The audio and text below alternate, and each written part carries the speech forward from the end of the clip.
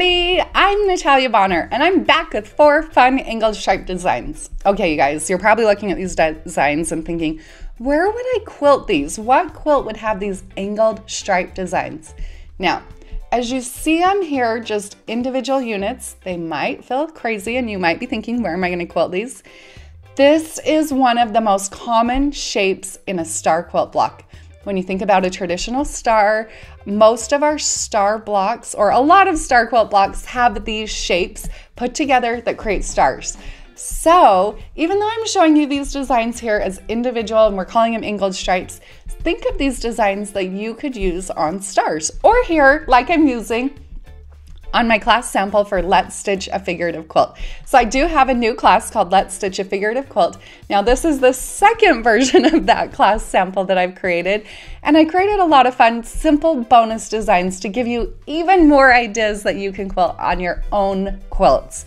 So if you do want to join this class, we'd love to have you join. We have a fun new classroom dashboard where all of your lessons are available. But also, this fun class, you can quilt along just like me on a panel, like the sample I'm quilting on here, or you can piece your own quilt top. We've got all the details, everything, the workbooks, everything you need to join that class over on our website, pieceandquilt.com. Let's get back to focusing on what we're working on today. You're going to see as I'm quilting, I am using machine quilting rulers. Make sure you know the basics of machine quilting with rulers before you get started. You'll want to pick up my book, Visual Guide to Creative Straight Line Quilting, for all the good details about machine quilting with rulers. Let's move on to my machine. I do all of my quilting on a Gammill 22-inch machine. What I'm sharing here is hand-guided quilting. I do have my stitch length set at 12 stitches per inch. Now the thread that I'm using here, I'm using So Fine on the top and I'm using bottom line thread on my bobbin. You'll notice that I am using a slightly off-color thread, a gray thread across this whole top. I'm using that to create even more interest and texture with my machine quilting. The batting that I'm using is 1 layer of the Quilter's Dream wool batting.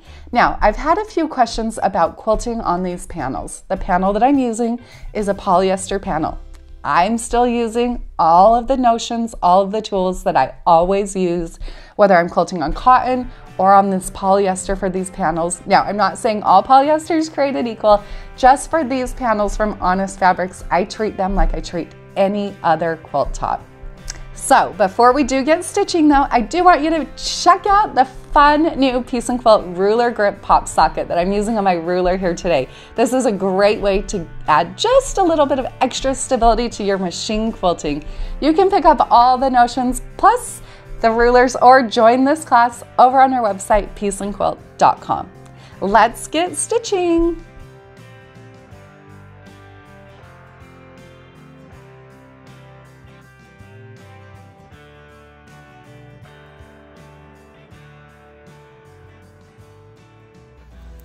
Block number 1. I'll start out this design by stitching in the ditch all the way around the outside of the block. Once my stitch in the ditch is complete, then I'm going to travel in 1/4 of an inch. So I'll hold my machine quilting ruler, the mini 4-in-1 machine quilting ruler, so the edge of it is right next to the outside of my block. I'll stitch an inside echo all the way around that block. Once I have that echo stitched, then I'm going to fill in the inside of this block with swirls.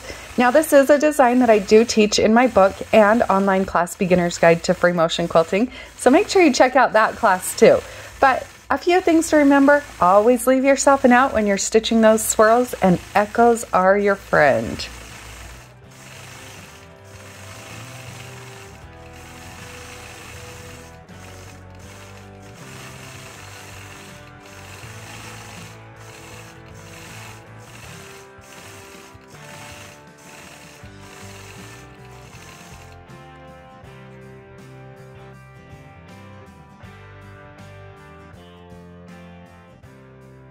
Block number 2. I'm going to start out this fun block design by stitching in the ditch all the way around the outside of that block. Now a fun way to fill in one of these blocks would be with figure 8s. So starting in the corner, I'll start with small figure 8s, crossing over myself. As I make those figure 8s get larger, filling in that shape completely. Work my way all the way across the block. They'll get large as I get to the center and then small again as I work my way to that opposite point.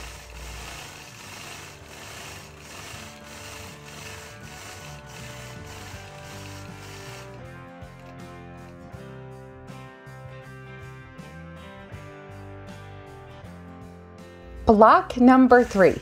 So I'm going to start out by stitching in the ditch all the way around the outside of this block. Once I get back to the corner, I like to start near the bottom just because that's more of a comfortable place to hold my ruler. So at that point, I'll hold my 4-in-1 mini machine quilting ruler just near the bottom. I'll stitch a curved line from one side across to the opposite. When I get to the opposite side, I'll travel up my ditch, moving up a 1/2 inch, or until that marked line on my ruler can lay right on top of my previous stitch line. From there, then I'll stitch another line across my block. So I'll work my way all the way up my block from one end to the other, filling in with those soft curved lines.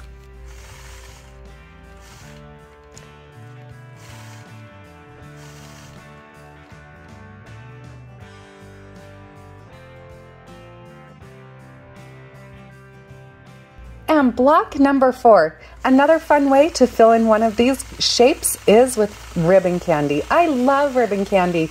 I'll start out by stitching in the ditch all the way around the outside of this block.